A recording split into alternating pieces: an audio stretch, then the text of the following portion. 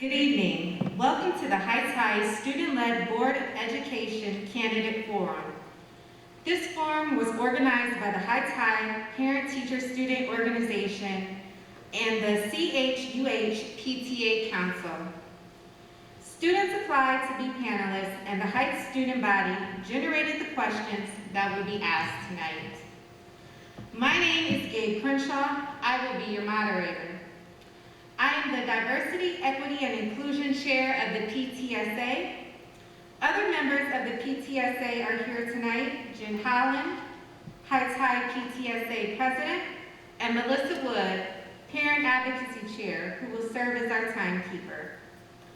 We would like to thank Dr. Alyssa Lawson McKinney, Principal of Heights High High School, and all of the student panelists for their time and interest in participating, as well as every student who submitted a question for this forum. This is truly a student-led forum.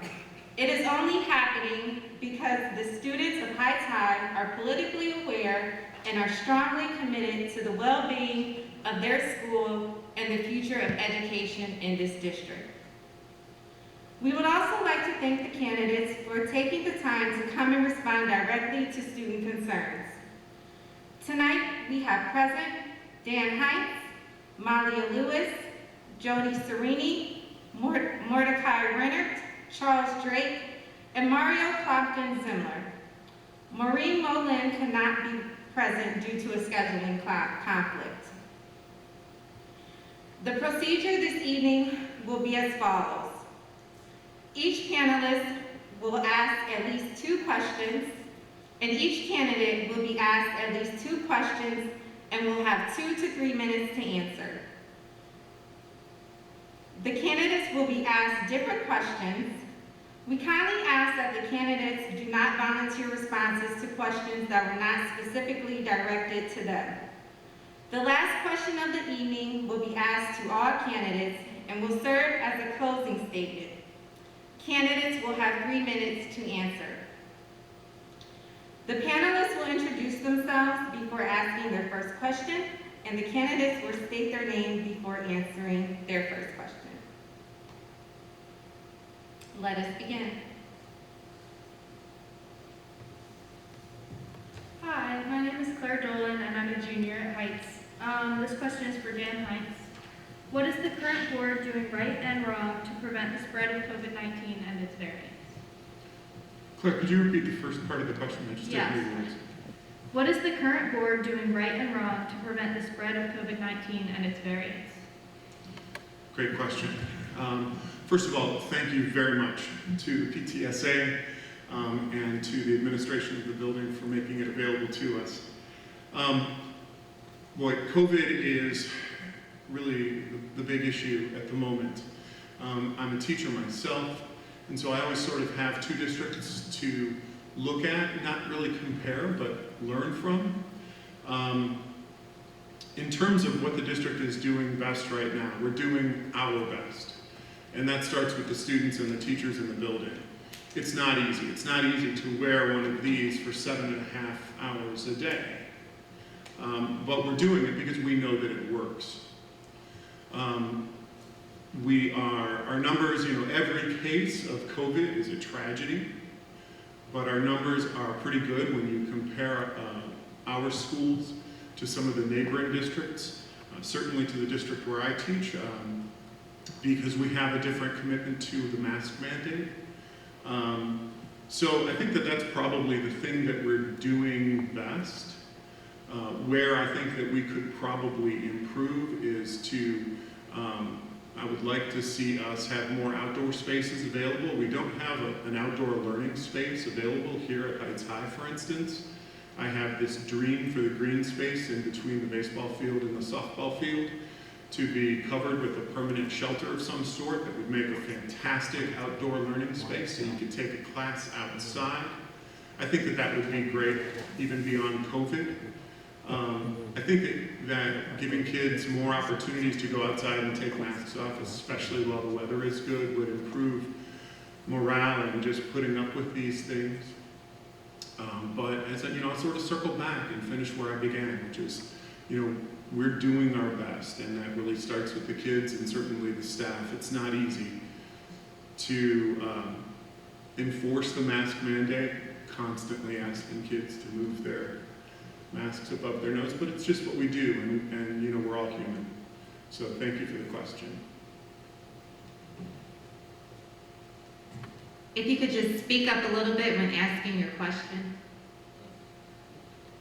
Hi, my name is Rondell Reed. I'm a senior at Cleveland Heights High School.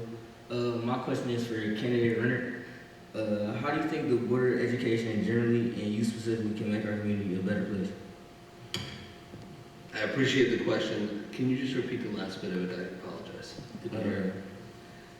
How do you think the Board of Education generally and you specifically can make our community a better place?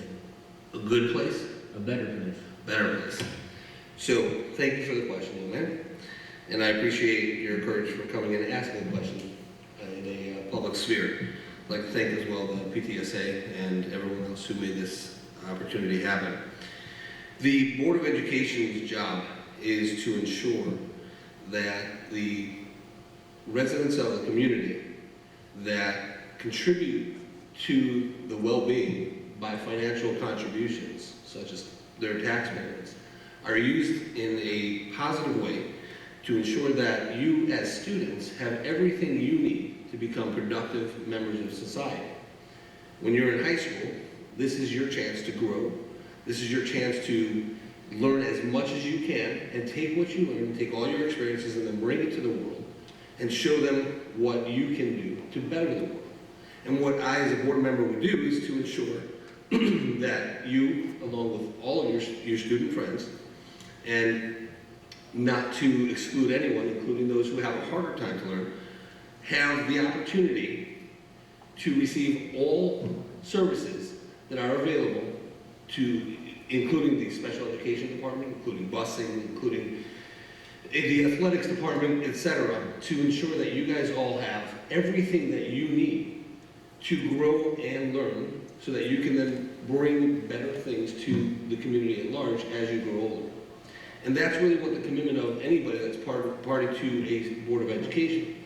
It's not just for now.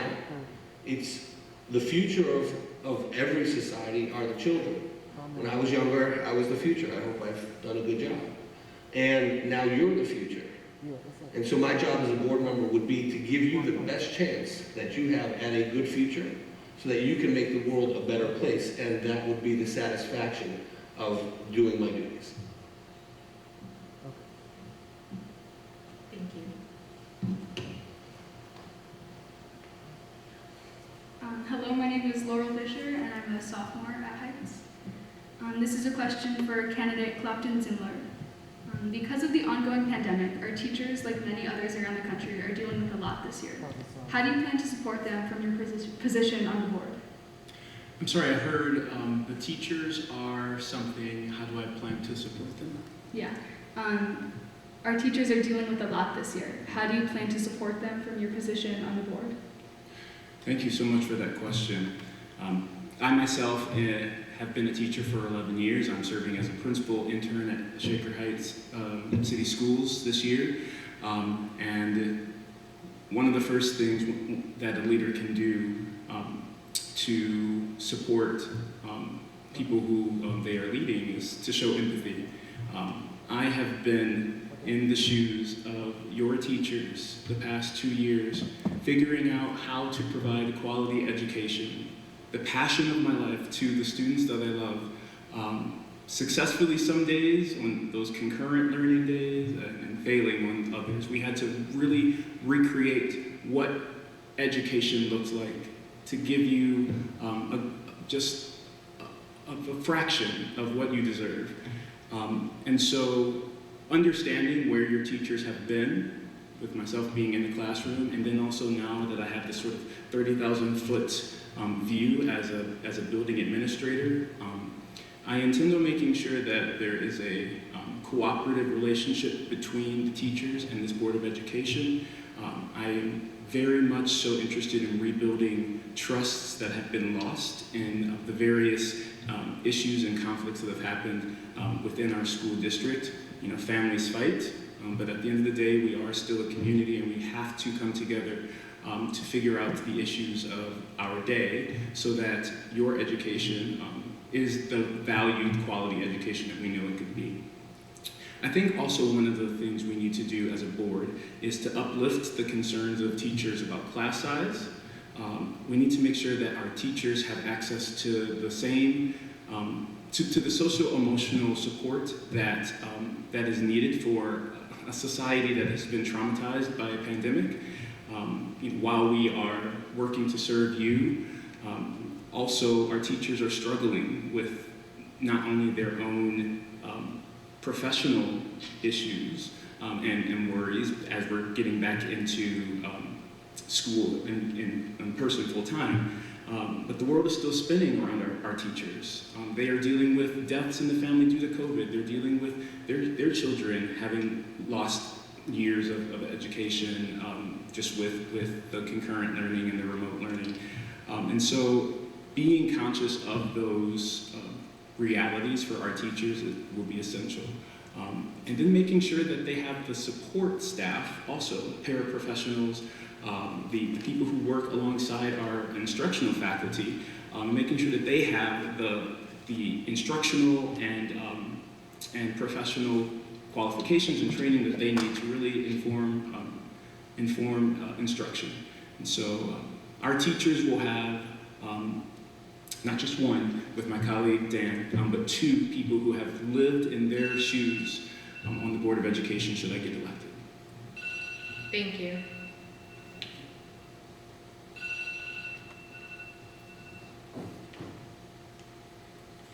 Hello, my name is Lucia, and I'm a junior at Heights High. My question is for candidate Lewis. Last year, our teachers went on strike. If you are re-elected, how do you plan on ensuring the board wins back teacher trust? Thank you, Lucia, for that question. I have to take issue with the first part, however, which is that the teachers were not on strike. They threatened a strike, but there wasn't actually a strike. And I don't think this is the right place to rehash a very difficult time in our district's history during that contract negotiation. But more important is the second part of that question, which is what do we do to improve relations and make things better the next time round? So the contract between the school district and Local 795 is only a one-year contract, which means that we know we have to go back into negotiations basically in March in order to have a new contract ready for when the current contract expires. That process has been contentious the last two times, which are the two negotiations I was present for. I have no idea how things went before I was on the board because it's something that nobody thinks about until all of a sudden they're in the middle of it.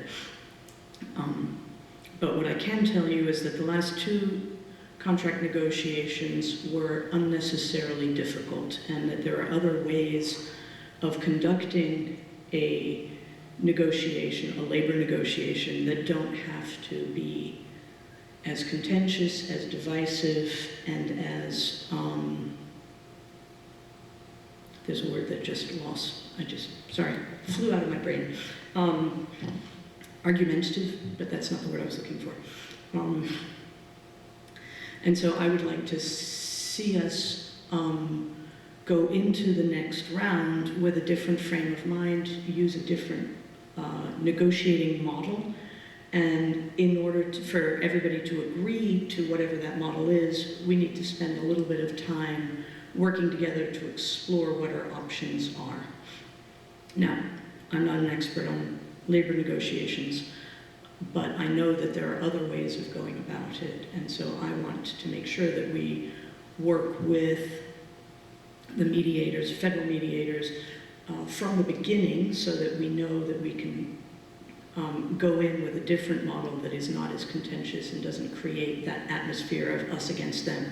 Because really, in order for a school district to work, everybody has to be working together, and that's administrators, teachers, all the non-teaching staff, and the students, right? It's a multi-layered, multi-pronged object. We all have to be working together, otherwise everything falls apart. Is that yellow? Thank you. Yes, it is. So I am committed to going at it a different way, and we all have to get together, and we all have to take advantage of our resources, right? You've heard that from your teachers. Use your resources. Lawyers have a bad reputation because they're overused in our society, but there is great value in having representation at the table so that everybody knows that they're going about it the best way possible. And so that's one thing I would definitely want to ensure, is that both sides of the table have legal representation, and that we start off with a mediator present from the beginning, and that we use a different model of negotiating. Thanks. Thank you.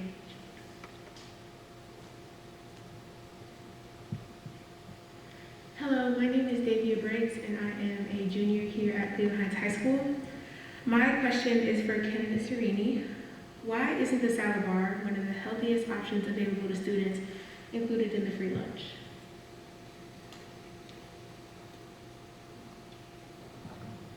Thank you, Davia. I appreciate the question, and I believe the question was, why is the salad bar one of the healthiest options, but it's not included in the free lunch? Okay. So first of all, I would like to thank the PTSA and the PTA Council for having us here. I'd like to thank the staff here at Heights High. I'd like to thank Ms. Crenshaw for being our moderator tonight. And of course, I'd like to thank all of our students who are here asking questions, as well as those who participated. And Davia, that's a really good question. And I don't know the answer for sure, but I believe it has to do with the fact that it is measured by weight. I believe that. And I know at one point when Dr. Dixon was here, the question was raised, and I believe for a while the salad bar was free. So I'm not sure why it reverted back, but it sounds like from what you're telling me that it has reverted back to it's not free anymore. And that's one of those things where, you know, if you hadn't raised this in a specific forum, I would never know that that's going on, because obviously, you know, the board, we are, you know, we only have 2 employees technically. We have the superintendent and the treasurer, and then we also set policy and make high-level decisions. We're usually not involved with something, you know, that's at the level of the salad bar, but now that you brought it up, I will make sure I raise that with Superintendent Kirby and find out. And I agree, I think that, you know, it's one of the healthiest options. We definitely want our children to be eating healthier and making the best choices for their long-term growth. And if there's anything I can do to make sure that the salad bar is an option for you, I would like to make sure that that happens, because obviously we want our kids in the best shape they can be, and if a kid would rather have a salad than a pizza, I'm all for making sure they get that salad. So thank you for raising that issue. I'm going to make a note of it, and I will make sure I get in touch with Superintendent Kirby tomorrow and find out what we can do about that for you. So thank you for raising it and bringing it to my attention.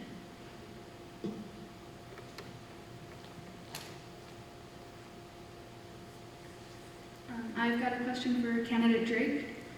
One of the themes of your campaign has been lowering property taxes in the Heights. If you are elected and taxes are lowered, what part of the school's budget will be cut? Thank you very much for that question. Our policy is, our position is that we want to make sure that the dollars are spent reasonably and efficiently. There has been a lot of mismanagement of money at this district's levels. I can give you a couple of examples if you would like. Number one, this board was cited by the Auditor of State for illegally spending $34,000 plus of taxpayer money to fund a survey of the levy that was passed last November but failed in March. That they were told that they had to repay that money, and it was a finding against Treasurer Gaynor, one of the board employees, the superintendent, and the vendor. This board decided that, what can we do? We submitted an insurance claim against their insurance policy, and they had an insurance company pay that claim. That's number one. Number two, this board had, no member of this board sits on the negotiating committee for their labor negotiations. There is no one in the committee, on that negotiation committee, representing the taxpayers. The people who are negotiating are the treasurer, the assistant superintendent in charge of human resources, and a lawyer, and whatever team, the teachers' unions, and whatever union they're negotiating with. No board member is on the negotiating committee. You can go to the district's website and pull the contract, and that's the truth. I would like to see this board reduce some of their administrative costs and spend that money on providing you, the student, with more options of classes, outside activities, increase the arts, the music department, etc. I want the money to be spent for the students and not for the administration. Thank you for that question.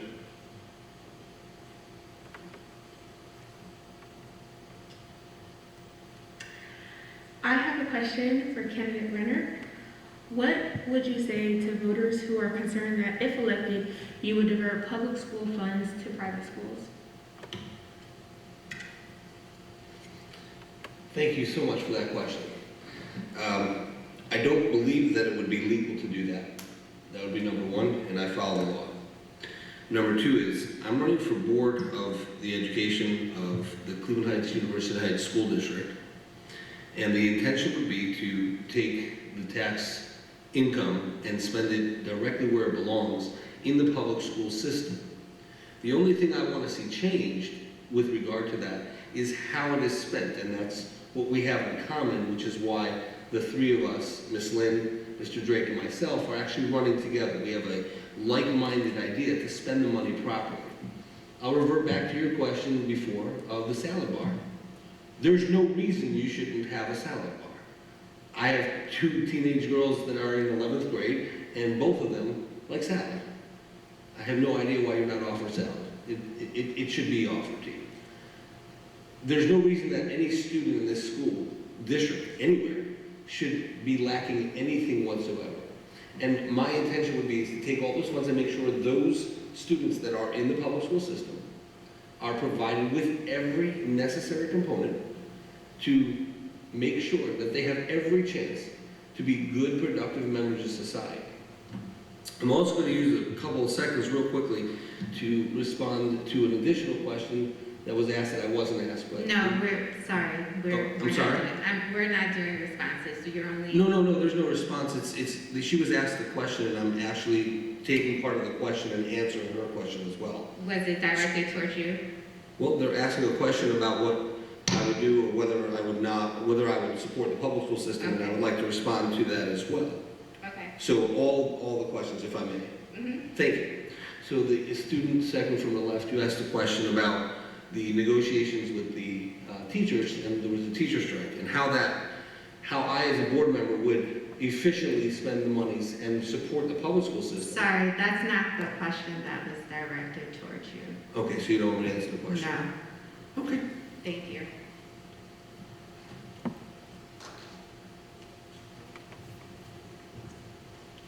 This question is for candidate Serini. Not long after the onset of the COVID-19 pandemic, the board tried to cut teacher health care. Would this happen again if we have another pandemic or if the current one worsens? What specific changes would you make to teacher pay and health benefits? Thank you for that question, Claire. First of all, I would like to clarify that it wasn't due to COVID, it was due to the negotiations. And I want to make sure that people understand that we were in a really hard position. Our district was facing a crisis. We had not passed that first levy. The state had, to make the state budget balance, they had reduced our foundation payments, which is the money that we get from the state. And so we were in a situation where we either had to resort to mass layoffs, which would have increased your class sizes, And that would not have been a good working relationship or working situation environment for the staff. It wouldn't have been a good learning experience for you.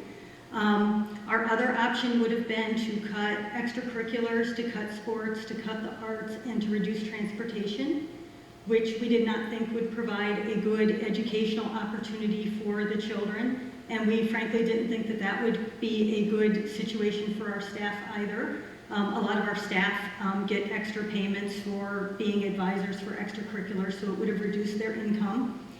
And so our last option was, we looked at our healthcare plans and they were extremely generous compared to other districts around us. And so we really felt that the best thing we could do was preserve jobs, which was not resort to layoffs, and also to make sure that you students had what you needed as far as sports and arts and, you know, all the activities that you enjoy. And while it was a really, really difficult decision and none of us wanted to do it, in the end we felt that, you know, in a situation where there were no good choices, that was the least bad choice. And it was painful, and it wasn't anything that any of us really wanted to do. Now, what I will say is that we do feel that we needed to have our plans in line, and I think they're much closer in line than where they were before. And I'm absolutely committed to rebuilding relationships with the teachers. I go to the buildings as much as I can, and I volunteer in the buildings, and I work with students, and I hope we can have our staff recognition banquet again this year, because that's a lot of fun and it's a way to celebrate what our teachers do every single day for you kids. And I just want to see us get back on a track where we're past COVID and we can get back on the exciting path that we were on before COVID happened. I mean, we were doing great things as far as closing the achievement gap. Our graduation rate was up. We were seeing our enrollment up. And it breaks my heart to see that because of COVID, how many things became far more difficult and more challenging, and we need to get past it and get back on that great track. So thank you.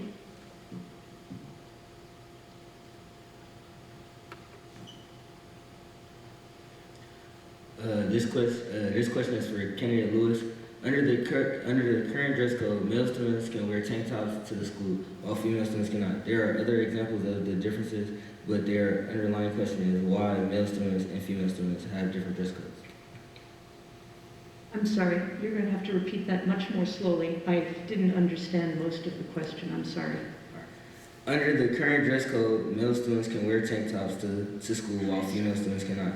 There are other examples of the differences, but underlying question is why do male students and female students have different dress codes? Okay. The dress code is inherently sexist. There is no sugarcoating that. If you read the dress code, it also memorializes, let me do this better, sorry. The dress code memorializes things from the past, fashions which change, issues which happened in the high school in particular decades ago. And so if you look at it, there's very clear examples of things that are no longer relevant, like you're not allowed to wear belts with metal studs on them. No longer a big fashion trend, but in the late 70s, early 80s, it was a big deal. The other example that I remember from reading it is there's a ban on wearing Heelys or other wheeled shoes. Now, that's also a fashion that no longer relevant, right? So the dress code in some ways is very similar to the whole legal system. Something goes wrong, we don't know how to fix it, so then we make a fix and we create a written patch that then becomes memorialized forever, saying you can't do this because somebody once did it. The reality is that the dress code is irrelevant and should go away. Now, it's on my list of things to do. If I were queen of the universe, I could wave a magic wand, but I am one of 5 board members, and we've been a bit busy recently. So the dress code is still on my list of things to address when the time is right. I know people say, well, you know, the time will never be right, but COVID has taken precedence for obvious reasons. Student achievement has taken precedence for obvious reasons. But in the grand scheme of things, the dress code is meaningless and should go away. But it's going to be a process to make that happen.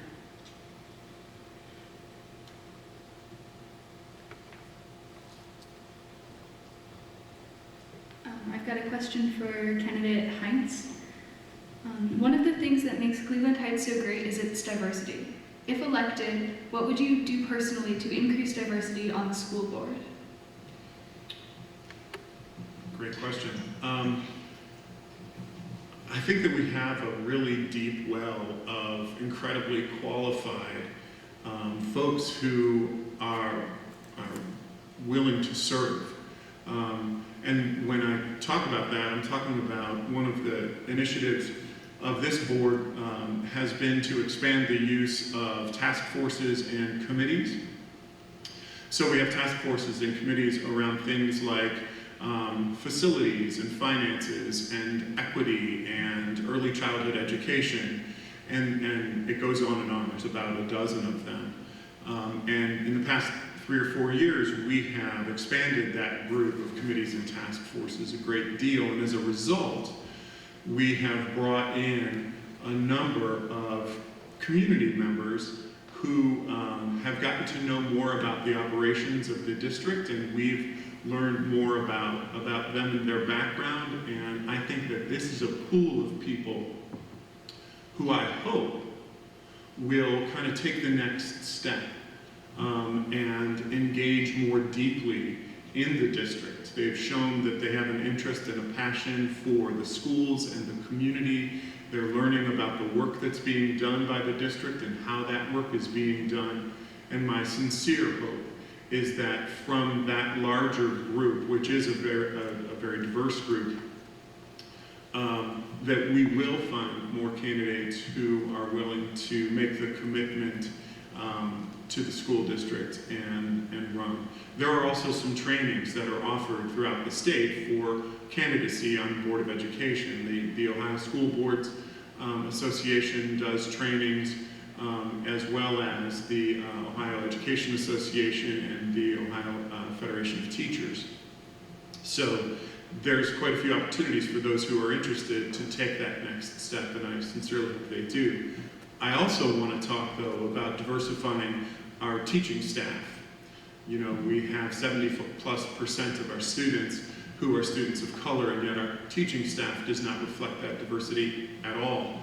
And it has been an initiative of this board to attract more teachers of color as well. And we're doing that through things like the Grow Your Own program, which helps current staff members pursue education degrees.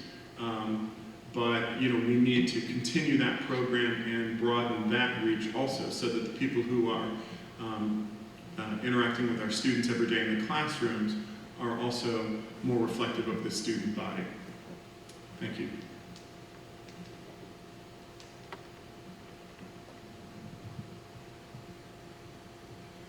This question is for candidate Drake. How can you make our schools more welcoming and inclusive and our curriculum more culturally responsive? Thank you for that question. Would you repeat it one more? Would you please repeat it? How can you make our schools more welcoming and inclusive and our curriculum more culturally responsive? That is a good question. The question is, how do we make this school more inclusive?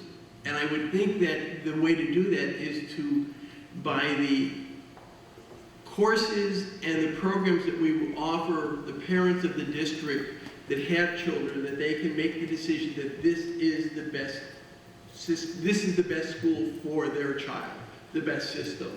As the parent of 4 daughters, I have been upfront about this. 2 of my daughters graduated from this high school, as I did many years ago. 2 of my daughters did not. There were reasons for that. It was a decision that my wife and I made, that because of some special issues with a child, that we did not feel the district could deal with them, and we didn't feel it was the district's responsibility. and we made that decision. But I would hope that we could do everything possible to make everyone welcome in the school system from preschool through high school. It is one of the reasons why I still live in this community. I've lived in this community for 50 years because of the diversity. And I do wish, and I will strive to make sure that this school community reflects the diversity of the community as a whole. Thank you.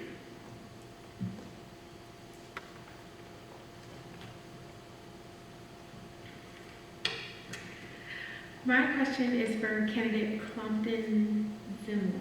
Did I pronounce that right? Okay, thank you. What impact do you hope to make in Cleveland Heights in terms of our education, and what do you plan on doing that's different than what we've been doing in the past?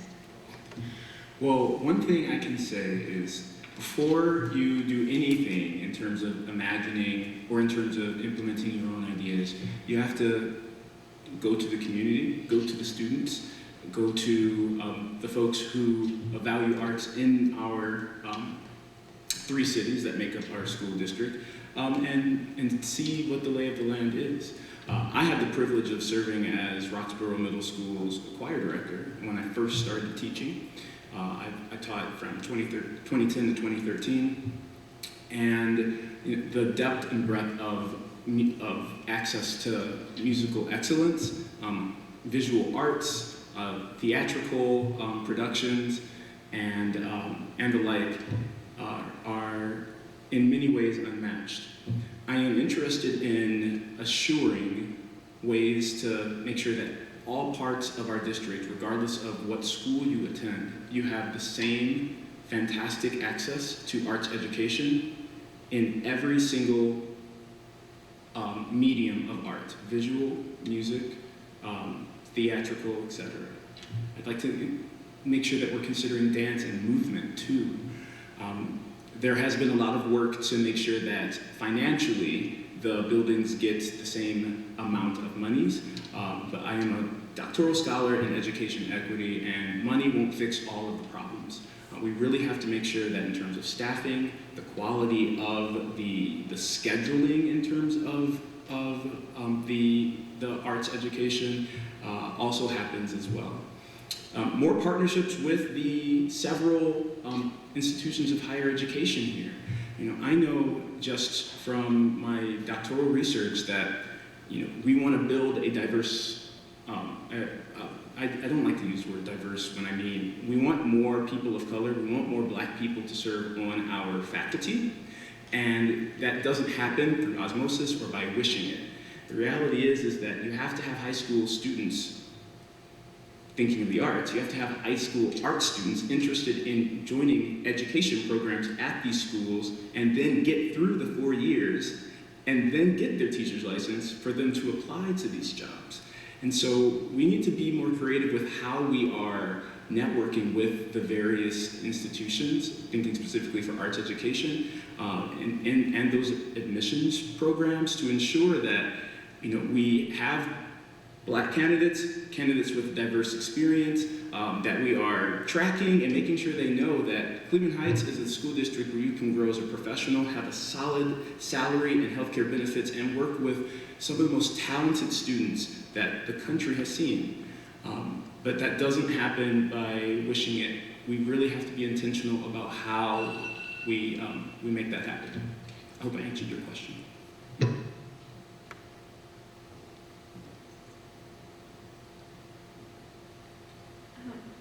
This question is for candidate Hines. Students are currently very concerned about safety in our schools. What are you planning to do about the recent threats to our safety here at Heights High, taking into consideration that students don't want metal detectors installed at the school? Thank you. I don't want metal detectors installed at our schools either. I think that often for the good and unfortunately for the bad, people tend to live up to expectations. And I think that metal detectors at our door are an indication of an expectation that is unwarranted. And so I absolutely do not want that. Perhaps for athletic events and that sort of thing, it makes sense, but not at our doors. to me, safety comes down to relationships. I see this every day at work where we have a resource officer at the high school where I teach that is fantastic. And school resource officers, for those who are not familiar with the program, and I think that there is some confusion around it, a school resource officer goes through extensive training on working in a school setting and protecting and maintaining safety through relationship building with the students. And I think anyone who knows Officer Pitts knows that, yes, that Officer Pitts is a fantastic man who knows our students and who, most of all, who loves our students. And he has students here as well.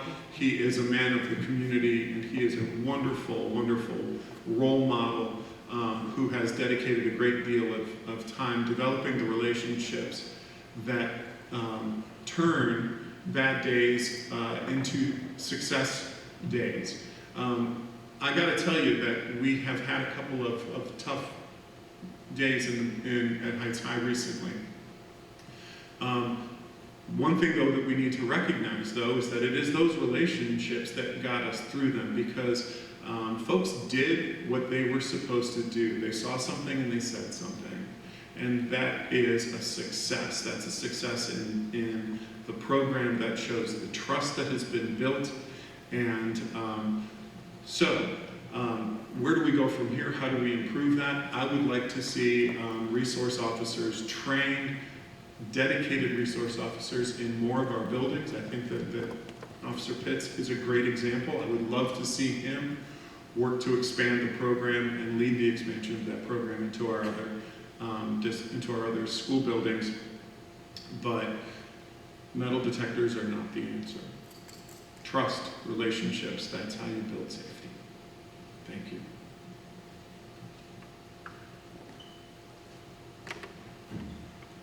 This question is for all the board candidates.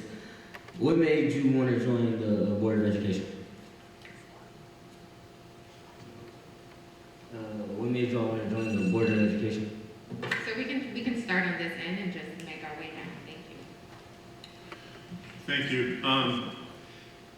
So I grew up here in this community. I went through these schools, K through 12. I have deep, deep roots here. My wife graduated from Heights High as well, and my son, some of you guys know, graduated this past May. So this community means an immense amount to me. The word neighbor means a lot to me. And I was inspired to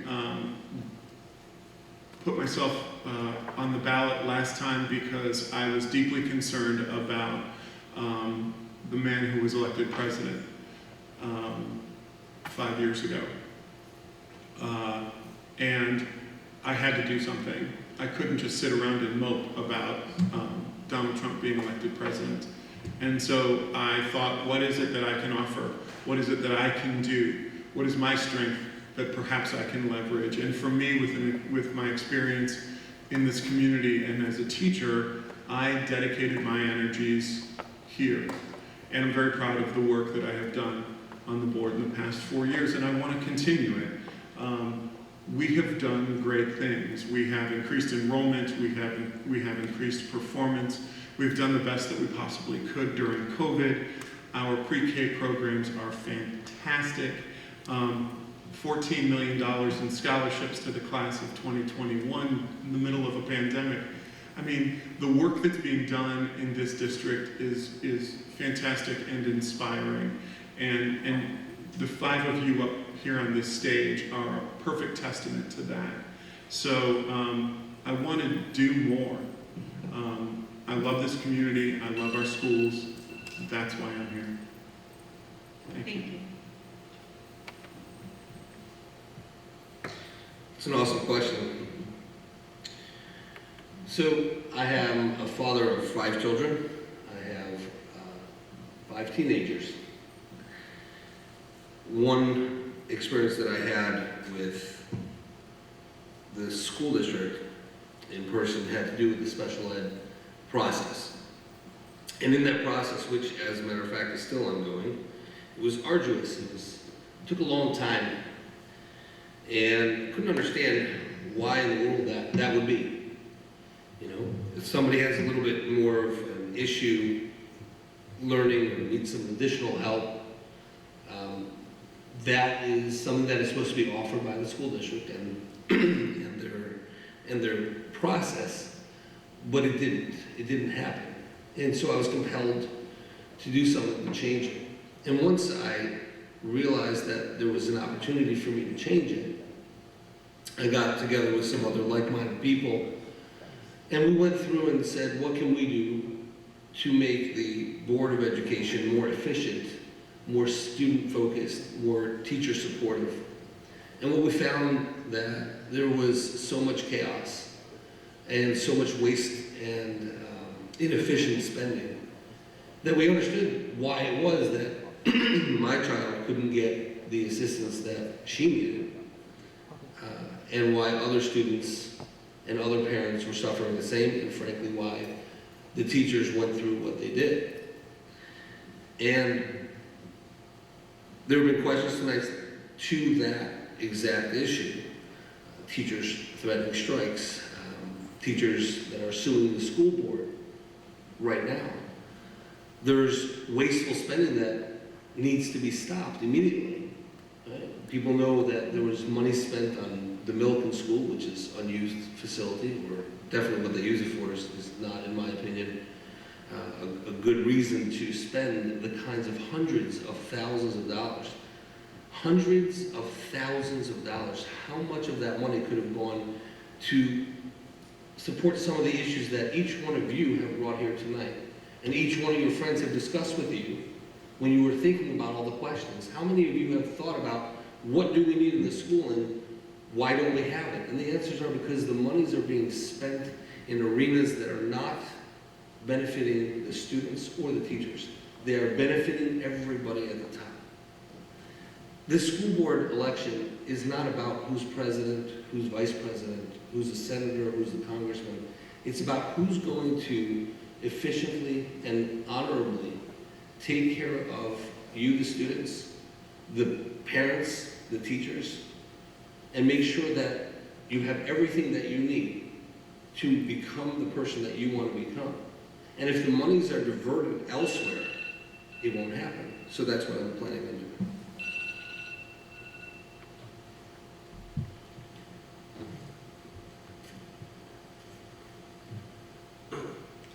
Thank you.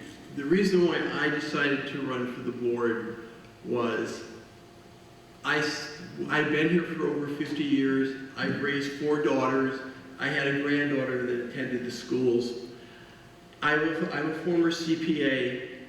I have sat on the board financial committee of a group of community schools. They are public schools.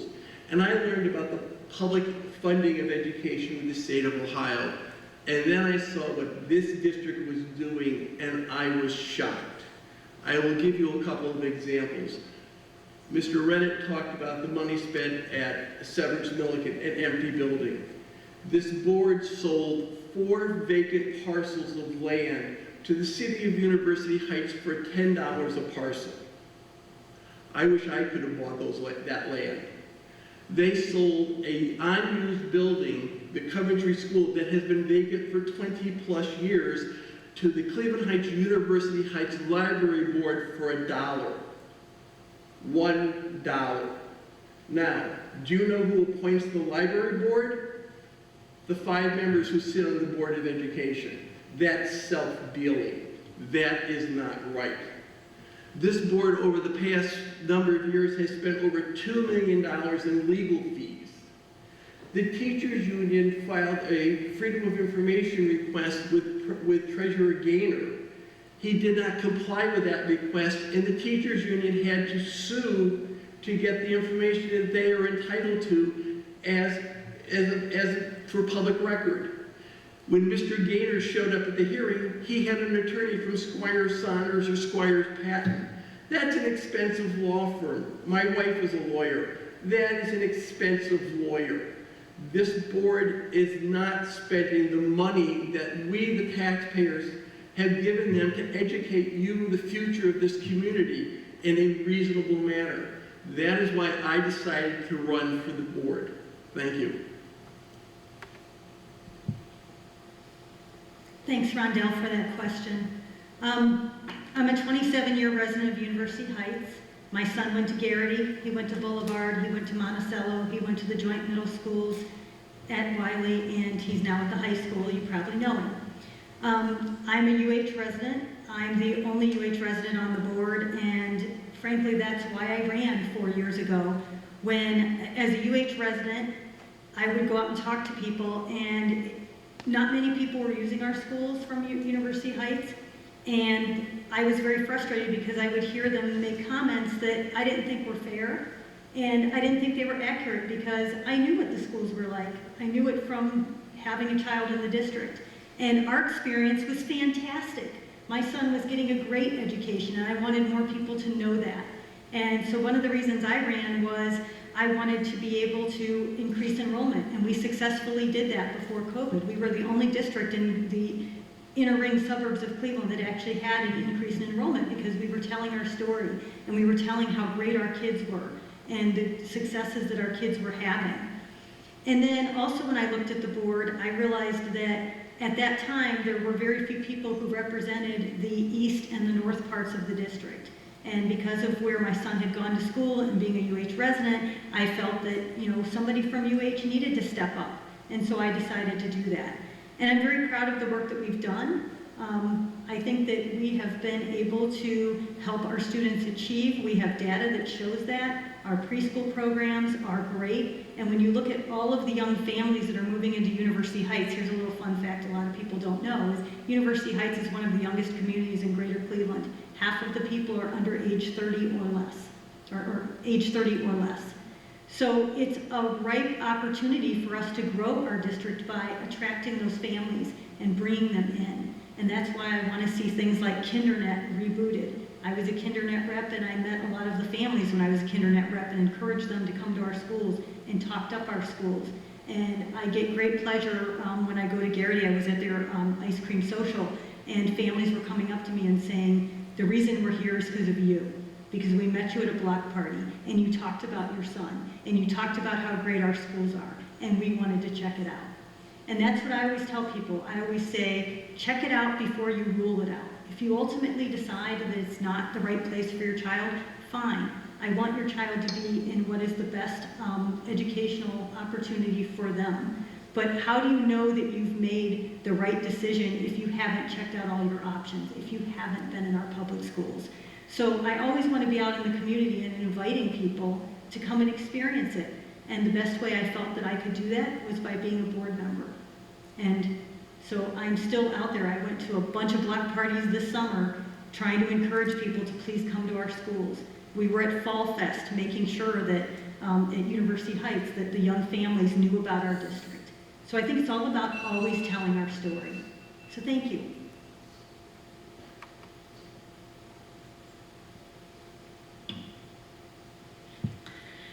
I led a very peripatetic life until my wife and I moved here in 2004.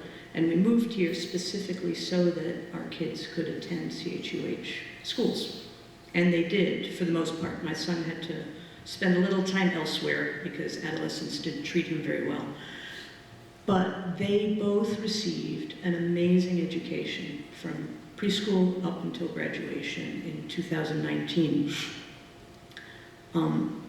That education will take them through their whole lives and allow them to be whoever they turn out to be flexible, to be adaptable, to handle all of the vagaries that life will throw at them, all of that. And that's what we want for every student in the district.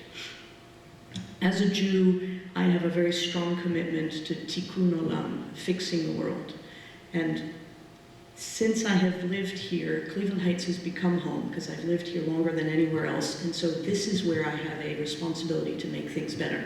And what better thing to do than to make things better for the children of the community? So I ran for school board 4 years ago because local politics was the only place I felt I had a role where I could make things better, because it's confined enough, though now I know how complicated it is. At the time, I thought, okay, this is someplace I can have an impact and help kids. I'm running for a second term because the work that we were doing was interrupted by the pandemic. And I want to see us get back to the things that we were working on before we had to sort of go into full-on crisis mode all the time. And we've been bouncing from crisis to crisis, as has every school district in the world. I mean, students all over the world have lost so many of the opportunities and the things that everybody expected for them. So it's about now figuring out, how do we get back on track? How do we make up for those lost years now, and continue helping the students in our district.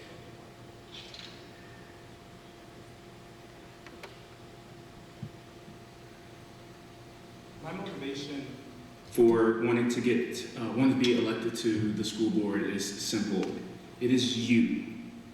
Students in this district are the source and summit of everything that we do.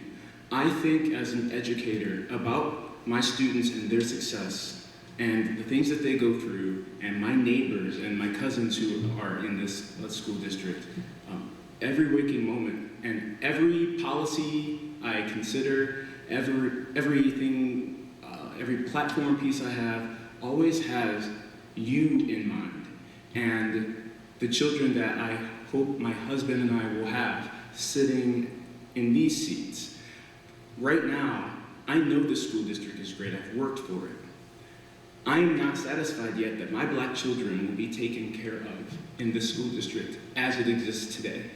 And that you can say that and also talk about the great things our district is doing. I believe this district has so much potential in education equity, but it is not being monitored sufficiently by this Board of Education.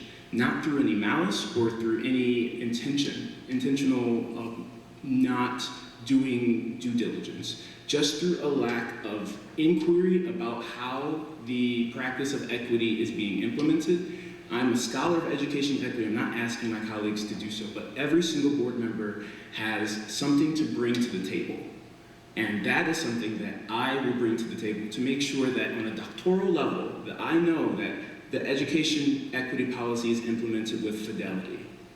I also have to push back on the realities of us learning and growing together, being a diverse community. We don't have a diversity here. While diversity are the many different ways we differ, we have an issue in the representation of blackness, as indicated on this panel here. This isn't an issue as it relates to being on the Board of Education that needs to happen with the subcommittees and boards and groups that are growing a crop of candidates. This school district is 71% black student population, and that means 71%-ish of our student families that go to the school or that have adults in the school are black as well. And beyond that, the black population that don't have children in the school district who care about it deeply, there is a systemic issue with access to power and privilege in this community because there is so much focus and centering of whiteness. And people don't like to say that out loud because it sounds bad. But we marched in 2015, we marched in 2016, we marched in 2017, 18, 19, 20, and 21 for Black lives. And Black Lives Matter isn't just a thing we say when they kill us. It means sharing institutional power and giving up space when you have privilege. Thank you. I'm running for you. So, panelists and candidates and audience, it seems that we have a bonus round because we have a little more time. So, and because we actually have a student audience that has generated questions after listening or in the process of listening. So we have Taylor Evans, who is going to ask the questions on behalf of the students who have just generated them, and we will have one asked by the person who actually wrote one of the questions. I'm sorry, he'll introduce himself when he comes to the mic. So this bonus round will be, there'll be specific questions to a specific candidate. Not every candidate will get a question. And you will have 2 minutes in which to answer the question. And we thank you very much for your participation and your willingness to be spontaneous. Okay, Taylor? Thank you. Good evening, everyone. My name is Taylor Evans, and I'm a junior here at Cleveland Heights High School. I hope that you all are doing well. So my first question is to Mr. Drake. What is your stance on the EdChoice vouchers? Thank you for that question. For your information, the current state legislature budget, the biennial budget, removed the Ed voucher program from this district's budget. It is now comes right out of the state funding, and it does not affect the funding that this district receives from the state of Ohio. Does that answer your question? I believe so. Yes. Thank you. That suffices. Thank you. My second question is to Mr. Mario. Assuming you've done your research on the Cleveland Heights University High School District already, what is something specifically that you've observed? That I've observed? Yes. I can say that I've observed and looked at the work of our teachers and our instructional staff in terms of the achievement information, the data that is there. I don't like using the word achievement gap. Research talks about opportunity gaps. I don't believe fundamentally that the measure of our student success is based in testing scores. You can take that from me, who was a solid C.5 student in reading and writing. Here I am about to leave here continuing my dissertation writing, page 550. I learned in my school that I didn't do well on the test, but I learned, and I know that's happening here. I've observed a passionate and dedicated parent community. I have witnessed the talents and the abilities of our students on stage and on the field. I have recognized and went over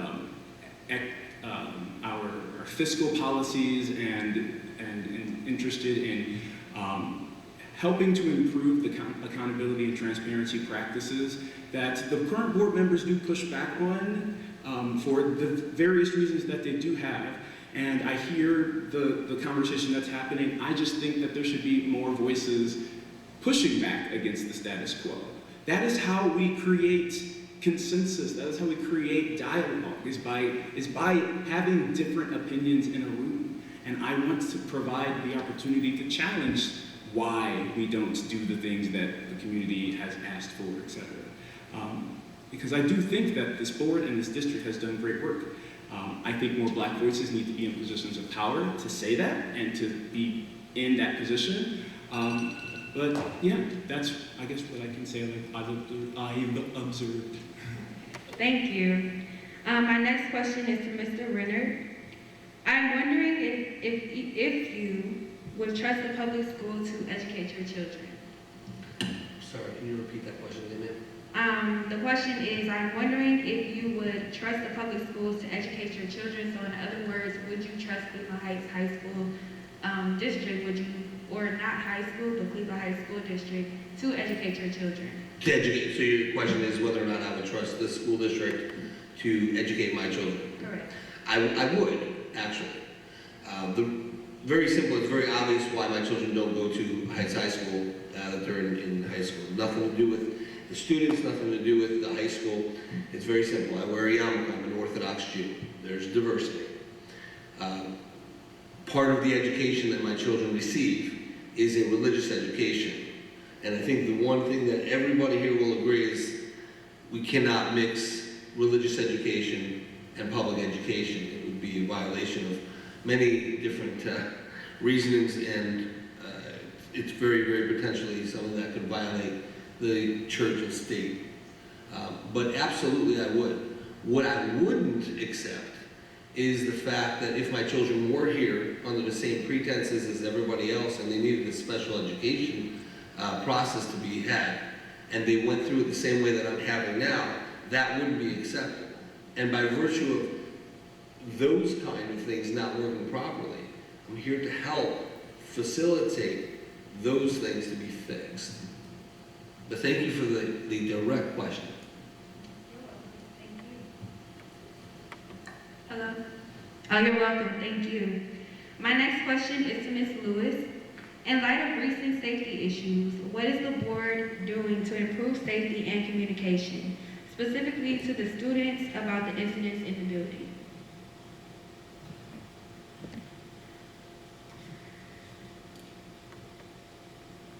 The board itself is not doing anything specific in the high school because that's not our role. So I know that's not a very helpful answer to you. But we are very aware of what's been going on in the high school recently, and we get briefed by the superintendent anytime there's an incident that she thinks we need to know about. We're very, what's the word? We're very clear about the need to improve the social and emotional education of our kids, and not just education, but just to provide the supports for the students, social and emotional supports for the students and for the staff, just because we've all been cooped up for a year and a half and everybody's going a little bonkers. And so that's something that, that's a policy level thing which we are part of. But in terms of what's going on with the students in the building proper, that's at a building level, that's not at a board level. Okay, thank you. And thank you all for answering. I will turn it over to the other student that will be speaking. Before you turn it over, I'd just like to congratulate you, Taylor. Evans on being the Gear Up Student of the Year. So I just wanted to say congratulations to you. Congratulations, Taylor.